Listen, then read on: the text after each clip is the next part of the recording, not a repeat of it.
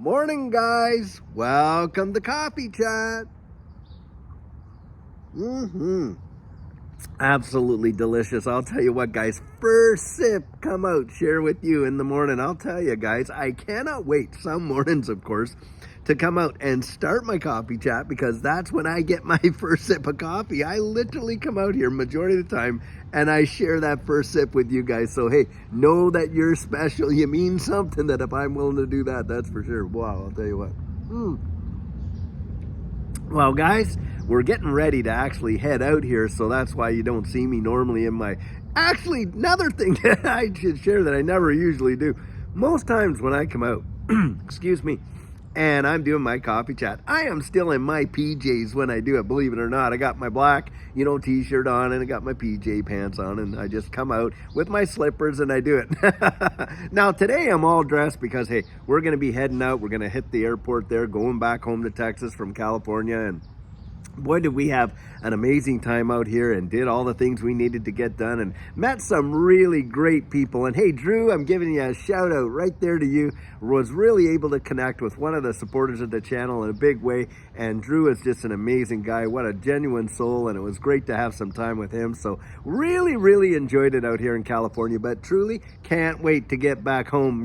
We all know what that's like. You go on a bit of a trip and you just can't wait after a while to get back into your own home, your own bed, all that kind of stuff. So hey, anyway, wow.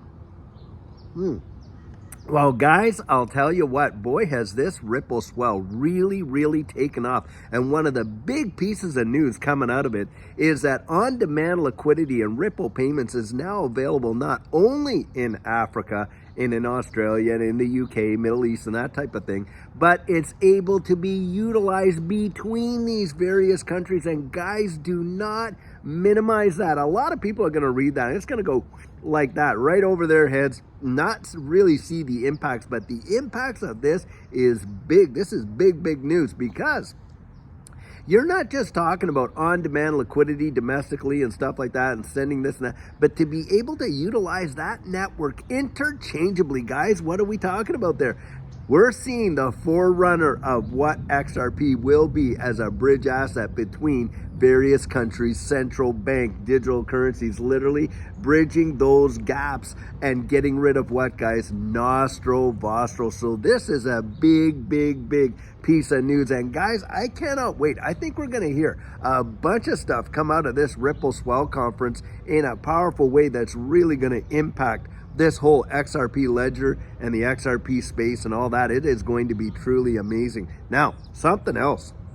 Of course, we know that tomorrow is when the SEC and Ripple are supposed to have their schedule, a briefing schedule presented to the court, for this whole settlement phase to find out, okay, well, what are we going to negotiate with respect to this fine? And of course, we're starting out at a high number of what, 700 to 770 million or something like that. And a lot of folks, John Deaton being a primary one, have said, listen, they think that's going to get chewed all the way down there to something around 10, 20 million. And guys, I'm telling you what, we see that kind of a settlement come through, anything around there. In this case, for Ripple, it is going to be absolutely massive. And we're going to see something big time happen out of a result of that. And so tomorrow, that might be on the table.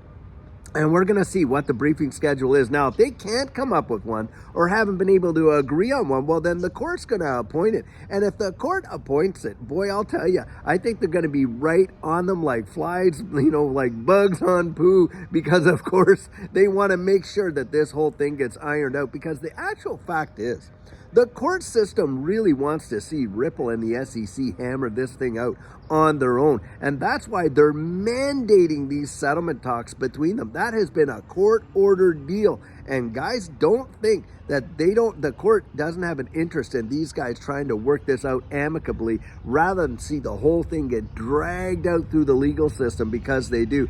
And a lot of folks out there, I especially believe that before the end of this December, we are going to see a settlement come out of this thing. And I do believe, like John Deaton, that it's going to be way less than that whole $700+ million, because I think I take a look at the library case. Now, in the library case, the SEC was out for what? 10, 23, I think it was up as high as like 22 to 23 million in original penalties. Do you know how much that got carved back to? It got carved back all the way to $111,000. And that was the final amount that the library had to pay, in their penalty phase. And so, guys, I think we're going to see something at least like that, and it'll be a big deal. And this month of November has been gearing up to be something truly amazing for the entirety of this digital asset space. We have seen some major pumps across the board. Look at Chainlink. My word, Chainlink is just doing so fantastic. It's amazing.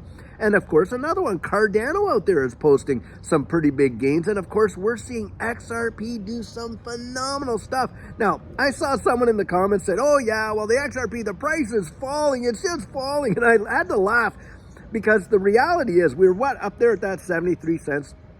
And we've really just come to, it's called retracing to resistance and making that prior resistance as support. Look, just a couple weeks back, we were at 47 cents, and here we are at 68 cents, a 21 cent. I mean, you think about the percentages there, guys. Practically a 50% move to the upside, and you still have people whining and complaining. Heck, and then they say, well, I can't wait till it hits it. Are you going to sell at $1? At $1? Are you actually going to be the guy out there selling your bags at $1? Well, hey, there's got to be people out there that are going to be buying that up. And I'll tell you what, get this, guys, remember this. For every seller, there's got to be a buyer, right? Or the price isn't moving at all. If you see the price go up, it's a supply and demand issue, just like everything else. And just think about that. Now, I know for us, hey, we didn't get into this space, whether we were buying it at 10 cents, 17 cents, 20, 25 cents, 30 cents, or whatever price you bought it. I'm sure a lot of us in this space didn't buy it just to be, cashing it in at $1, $1.10, $1.50, that kind of stuff. Look, I'm holding out at least for the double digits and maybe long. Now, that's just me. You make up your own mind. Of course, that's not financial advice. That's just what Judy and I, those are our targets, what we're looking for and stuff like that. And we've been in this space since 2020, and we have seen some major moves and watched the value go up and down and just DCA'd in dollar cost average all the way along, just kept buying. And we have built up a pretty nice position. And that's because we believe in it. And that's where I'm saying, hey, you go out there, research it for yourself, and build up your own confidence. I can share mine with you. To be sure, when you're watching my channel, you're getting my 100% biased opinion. And hey, I don't make any bones about that. I tell people that right up front. It is my 100% biased opinion, but it's because I've done my research, and that's where I have my conviction. I can share those convictions with you, but I can't give you the confidence that comes with it. You're only going to get that when you go back out there and peel that onion for yourself and do your own research. And I know a lot of you are doing it, and that's amazing, and I think that's fantastic. Guys, we don't want to be those folks that are FOMOing in, right? That fear of missing out. And on the opposite end, getting fudded out by that fear, uncertainty, and doubt. You take the emotion out of it, you look down the road and you see the strategic things that are happening in this wide world and how distributed ledger technology is truly changing it. And then you make up your own mind. And that's how it goes. But hey guys, lots of positive things happening. I sure hope you have an amazing rest of your day. And later on today, we will have an absolutely fabulous video for you. And until then, guys, have a great one and take care.